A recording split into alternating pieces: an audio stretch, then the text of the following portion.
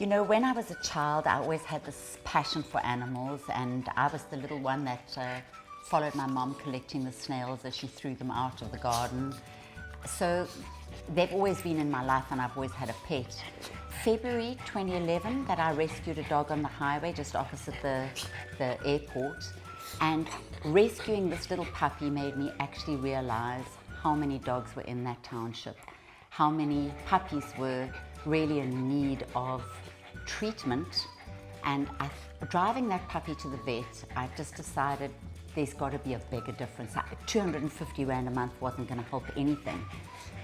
And I thought, well, listen, you've got this fantastic opportunity that you've got your own dance studio, you've got connections in the dance world, you do shows at big theatres, utilize that talent and that connection and make it work for you. So I got all my friends involved that had beautiful dance companies or dance studios, and I said, will you donate a piece? We're just focusing on sterilizations right now just to try and help curb the population of the animals. Well, I think there's so many animals in need, so I think if we can reduce the amount of animals by sterilizing, that's, I think, one of the most important things. And also to get the community involved, to involve the kids, and to really educate as part of a community initiative, it makes it very worthwhile. Only 80% of our dog population in South Africa never sees a vet, and they're just left to breed, and it's very difficult to educate the people and then sterilize. And the biggest problem is getting funding to do this kind of thing. We have rounded up, and when I say rounded up, it means they've gone to each home and got permission from the owners.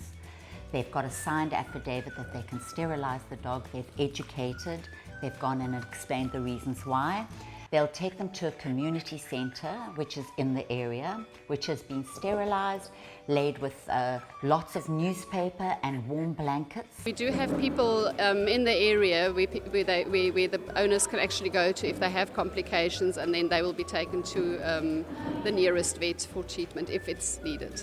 This is the cute part. All the dogs that are waking up from anesthetic, they are getting turned every 5 minutes, and as you can see, this one's quite sleepy, and yeah, they're just basically waking up until they are able to go home. You always have a funny incident that happens. We had an old man, his dog didn't want to come to the sterilisation, so he put him in a wheelbarrow and he wheeled him there.